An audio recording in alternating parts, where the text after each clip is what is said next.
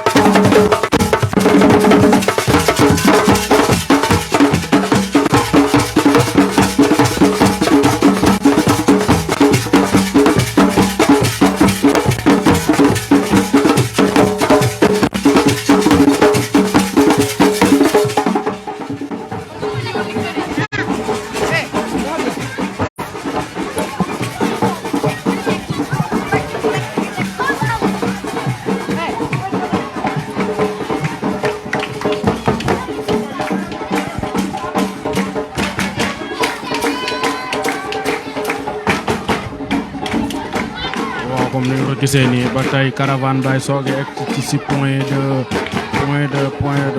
fi nga xamante ne fii lañu war a yam mu nekk une caravane historique une caravane culturelle boo xamante ni ça fait vibrer Yeumbeul festival Yaye Fatou bokk na ci festival yi nga xamante ne festival mu nekk un festival international yi nga xamante ne nii ça fait vibrer la commune de Yeumbeul wala boog l'arrondissement de Yeumbeul de Yeumbeul Nord de Yeumbeul Sud caravane bi nag bokk na ci li gën a historique ci festival bi parce que ça vend la culture la destination Yeumbeul lay jaay day jaay la destination Yeumbeul day jaay la destination du département tey nag mu nekk caravane bi moom gis nii suñu ginnaaw tey yu ñu ngi fii ci place publique Baye Modou Aram Diop wala boog esplanade Baye Modou Aram Diop bi nga xamante ne festival bi fii la ñuy maanaam caravane bi fii la ñuy teeralee tey festival bi nag jeexagul buñ jugee fii dinañ dem fële ca CEDEPS bu Yeumbeul Nord pour def la cérémonie officielle suba encore même lieu même place fii nii dina am beneen journée bu fi am ay yeneen activités yu fi am parce que festival la tamit nekk na festival bu rëy festival boo xamante ne nii en tout cas li ma leen ko waxee soon sànq rek ça va la culture yëmbaloise ça va day jaay yëmbal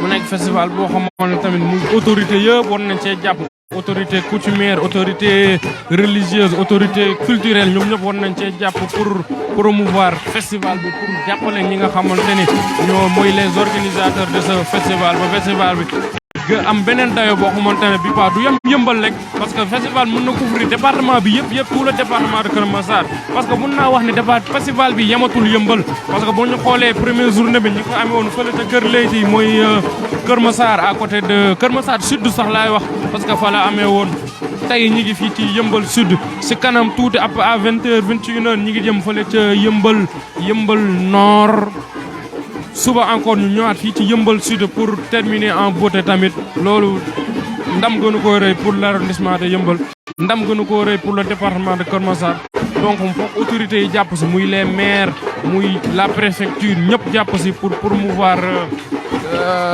festival bi pour jàppale ñi nga xamante ne ñooy def festival bi ba festival bi gën a am benn dayo boo xamante ni dina romb sax département bi ce sera un festival boo xamante ne pourquoi pas ñuy dem di ko célébrer feneen fudul yëmbal wala feneen fudul ci département bi.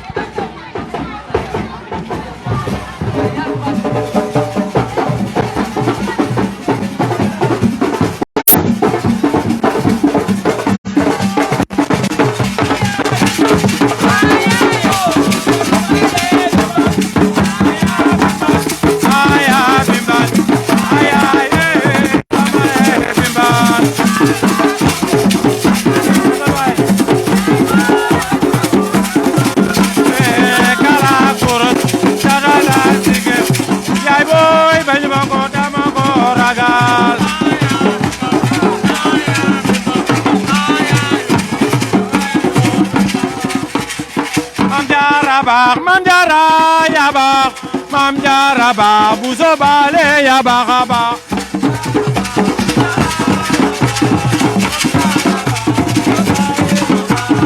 Mam Jara ya ba Mam Jara ba buso bale ya ba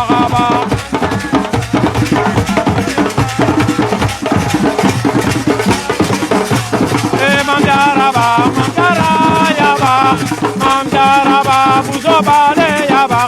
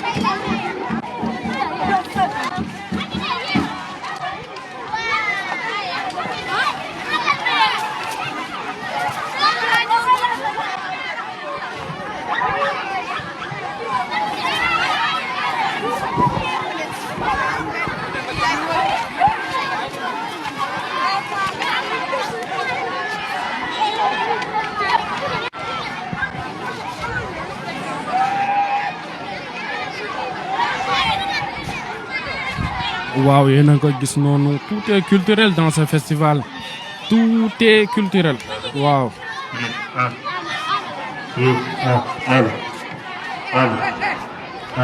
ngeen ko gisee nii li ngeen gis nii kenn xamul lan la peut-être c'est la culture lébu yi bu ngeen mën a wax lii qu'est-ce que ça signifie dans les commentaires ñu comprendre parce que gis nañ fi ay béjjën gis nañ fi kuur gis nañ fi suuf soo xamante nañ ko sotti kii samp ci ay béjjën on sait pas culturellement à quoi ça représente, on sait pas culturellement ça veut dire quoi. Bëgg nañ tamit ci commentaire wala boog yéen ñi seetaan ngeen wax ñu exactement lii lan lay signifier culturellement, parce que gis nañ fi cosaan daal. Aada ak cosaan dekki na fii ci Yeumbeul. Aada ak cosaan dekki na fii ci Yeumbeul avec grâce au festival Yaye Fatou.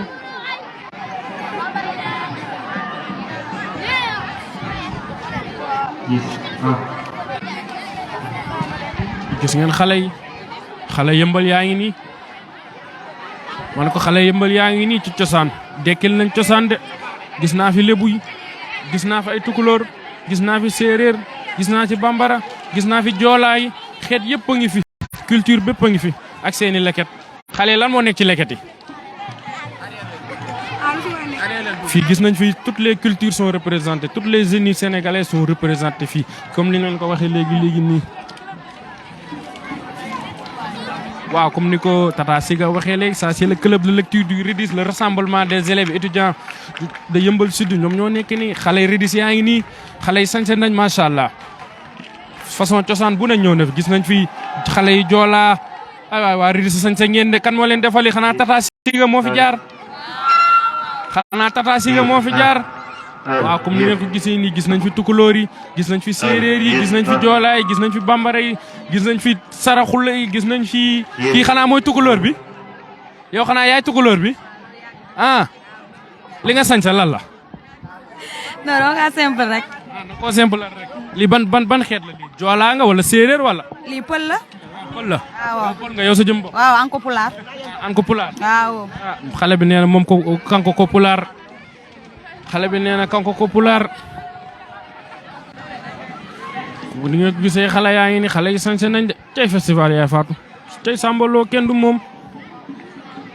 Festival baa ngi nii de, comme ni nga ko gisee nii. Waaw, jaraafa ngoog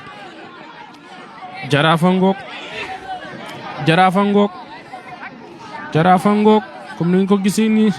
Ça c'est la communauté lébu. Communauté lébu baa ngi nii.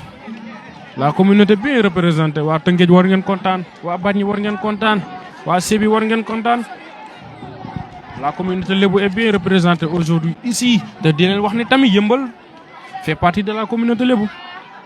Yeumbeul ay lébu lañu. Li gars yi di woy naan ay lébu lañu pire, waa Yeumbeul it am nañ ci wàll.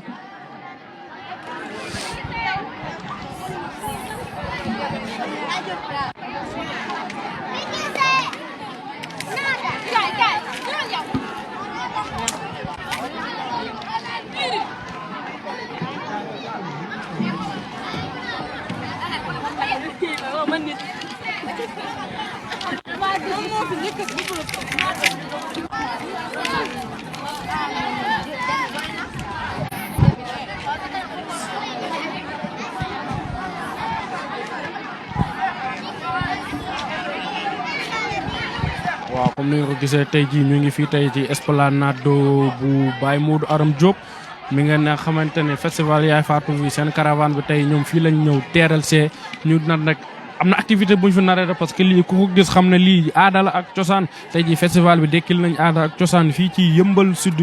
Gis nañ ci ay béjjën comme ni mu leen ko waxee sànq, peut-être communauté lébu bi dinañu wax lii lan la, qu'est-ce que ça signifie dans leur culture. Mais fii nii lépp luñ fi gis ça tout est culturel ici grâce au festival Yaye Fatou. Mun nañ ne festival maanaam culture internationale wala boog culture interurbaine bi nga xamante ne africaine français lépp daal lañ indi fii ci département bu Kër Massar. Tey nag ñu ñëw def seen caravane indi ko fii ci Yeumbeul Sud.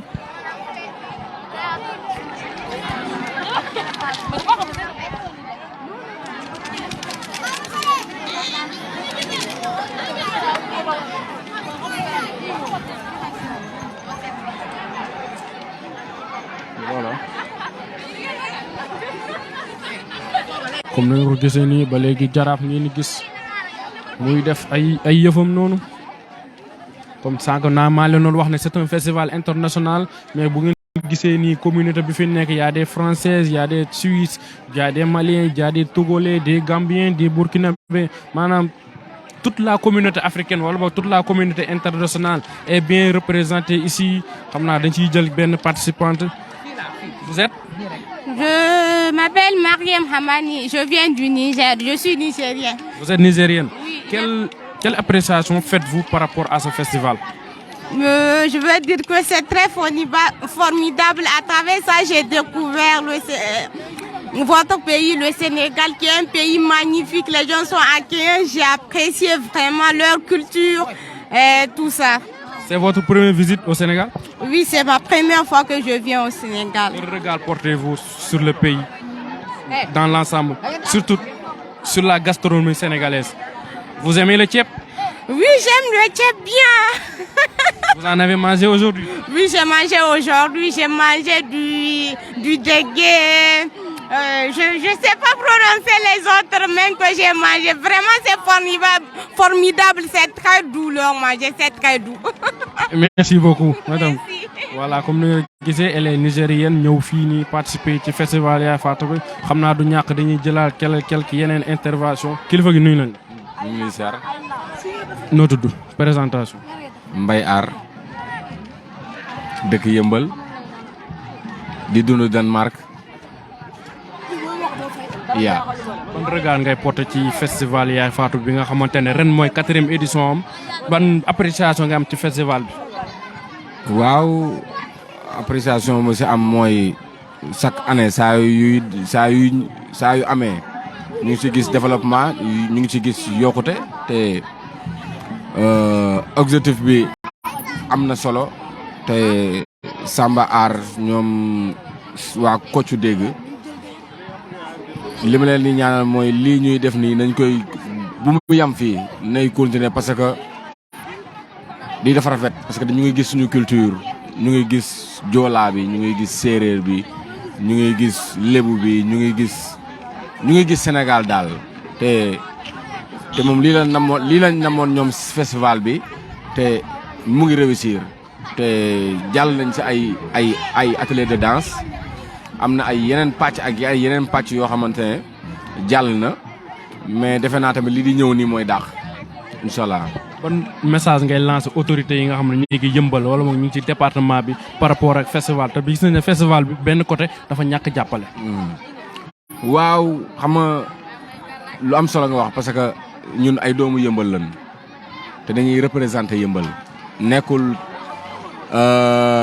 Yeumbeul kese lañ koy représenter ñu ngi koy représenter feneen ak feneen ak feneen ak feneen tey suñu autorités yi li ëpp solo mooy ñu xam seen cosaan seen aada ak seen cosaan tey ku xam sa aada ak sa cosaan di nga jàppale artiste bi tey Yeumbeul dafa bëri ay talent te autorités yi suñ si tegu loxo tey lu bëri am na lu bëri loo xamante ne du mën a avancer du tegu jéego mën na nekk nag parce que gars yi bàyyiwuñ seen bopp ñu ngi liggéey feneen ak feneen ak feneen mais tamit fi ñu dëkk ñooñu autorités yooyu ñoo ñu war a jàppale muy neex ak muy naqari ñoom ñoo ñu war a mën a jàppale.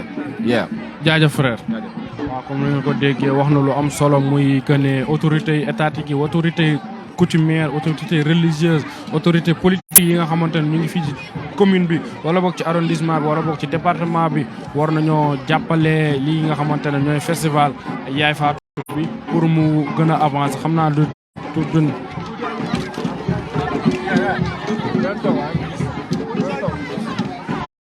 xam naa dañuy ñàkk ñu jëlaat beneen intervention peut-être ci yenn gan yi nga xamante ne ñoo ngi fi. Bonsoir madame. Bonsoir. Vous venez d'où? Je viens de Danemark. Vous venez de Danemark. Quelle appréciation faites-vous par rapport à ce festival international qui est le festival Yaye Fatou? J'ai apprécié beaucoup la communauté de Yeumbeul et en général tous les artistes à Guédiawaye. Je suis contente de venir parce que je pense que le Yeumbeul et Guédiawaye, tout le Dakar, le Sénégal, c'est très riche de culture, d'art. Et je pense que les artistes ici méritaient tout le soutien et l'attention qu'ils peuvent avoir. Je suis ici pour soutenir. C'est votre première visite au Sénégal ou bien? Hein? C'est votre première visite ici au Sénégal? Non, c'est mon 8e fois. Quel regard portez-vous par rapport au pays, au Sénégal en général? Je vois un pays qui est très riche en culture, spiritualité, toutes les choses humaines. Je vois aussi toutes les challenges. Je sais qu'il y a des choses qui peuvent être développées, mais je viens encore et encore au Sénégal parce que je vous trouve le pays, le peuple très riche en tant que caractère, énergie. Par rapport à la gastronomie, vous avez mangé du thiep? Hein? Vous avez mangé du thiep? Oui. Ceebu jën, ceebu yàpp, yëpp lépp neex na. waaw neex na trop. Merci madame. Comme ngeen ko déggee, ça c'est la communauté de la Danemark, ñoom ñoo fi nekkoon ni ñoom doon déglu noonu. Léegi dañ leen di bàyyi tuuti ngeen seetaan ambiance, seetaan culture tuuti balaa ñuy ñëwaat.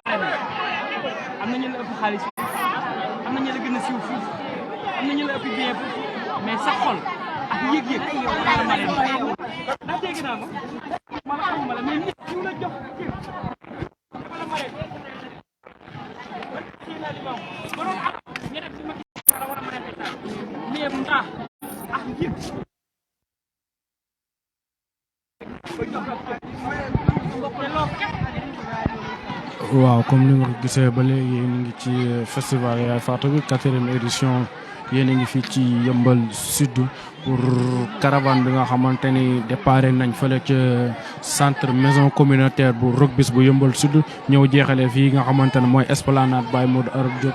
gis nañ fi nag culture bu dee culture moom dëgg aada ak cosaan nag gis nañ ko fi lu bëri lu réero Yeumbeul nga xamante ne Yeumbeul tamit buñ ko waxee c'est une ville boo xamante wala boog dëkkuwaay la boo xam ne dëkkuwaay culturel la parce que Yeumbeul lébu yaa ngi fi Yeumbeul layeen yaa ngi fi Yeumbeul bi nga xamante ne sanc lébu yee ko sanc moo tax tey jii li ngeen fi gis léegi gis nañ fi lébu yi ñëw solu lébu ñëw bu ngeen xoolee lii ngeen gis nii depuis sànq maa ngi laaj lébu yi ci commentaire bi ñu wax ma lii lan lay tekk ci seen aada ak seen cosaan gis nañ ñu teg suuf samp ci ay béjjën leket yi wër ko paanu ndox yi wër ko gis nañ fi ay joowukaayu gaal lépp ba ngi fi gis nañ lébu yaa ngi fecc ñi ngi ndaw rabin ndaw rabin lañ koy tuddee lébu yaa ngi ndaw rabin nañ lu neex sax fii nii léegi nii vraiment nekk na loo xamante ne lu extraordinaire na vraiment nekk na loo xamante ne c'est extraordinaire c'est magnifique saa ñi ngi ndaw rabinaat ko ci ngeen di gis nii lébu yaa ngi ndaw rabin fële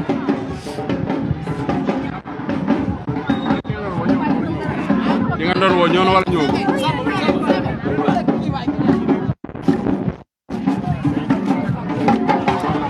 waaw ñu bàyyi leen tuuti ngeen dundu ambiance ak ndaw rabin bu gaa yaa ngay ndaw rabin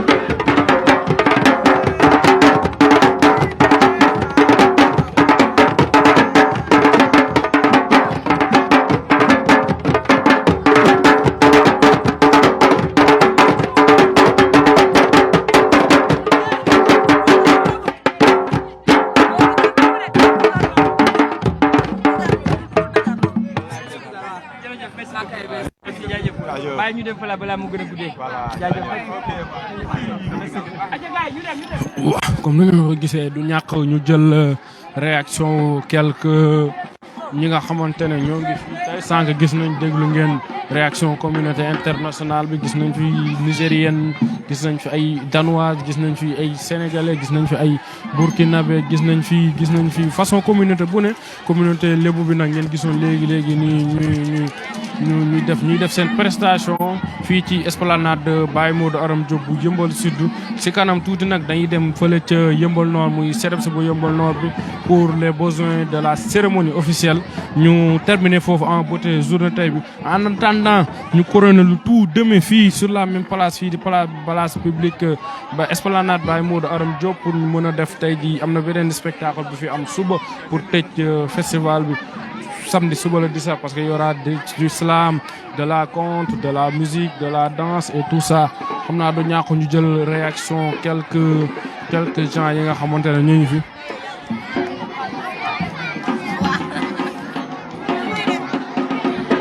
waaw comme ni nga ko gisee nii ñu ngi ak un dignitaire boo xamante ne ñoom moo représenté wala communauté la bi kilifa gi ñu ngi lay nuyu. maa ngi la fay. est-ce que mën nga ñëw décrire lan ngeen presté fii léegi lan la. xam nga lébu dafa am la ñaa wax gumbe ak ndewrabin mu la cosaanam loolu moo tax ñu doon def léegi nii ndewrabin ak gumbe ndax kii ka way muy góor gi Ndiaye ab lébu la moo tax fa nu demee programme ba nu sentiré na programme bi kat dañu war a jàppale ñaa fa nekk danoo laaj góor gi Ndiaye in tegal nu ko nu gumbe in ndewrabin. lan la leen def bu ngeen ñëwee tey ji Yeumbeul en tant que lébu ñu xam ne tamit Yeumbeul communauté lébu bi bari nañ fi mun naa ne lébu yi ñoo sañ ci Yeumbeul ngeen ñëw fii tey ci festival Yaye Fatou di percer fii ci Yeumbeul.